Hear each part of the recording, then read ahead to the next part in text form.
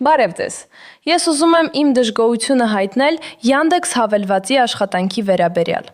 Վերջին շրջանում հավելվածից օգտվելը դարձել է բավականին դժվար, քանի որ հաճախ առաջանում են տարբեր տեխնիկական խնդիրներ։ Շատ դեպքերում հավելվածը դանդաղ է բացվում կամ պարզապես կախվում է։ Երբ փորձում եմ մեքենա պատվիրել, քարտեզը երկար ժամանակ է բեռնվում եւ երբեմն ստիպված եմ լինում մի քանի անգամ փակել ու նորից բացել հավելվածը։ Բացի այդ, հավելվածը հաճախ սխալ է որոշում իմ գտնվելու վայրը։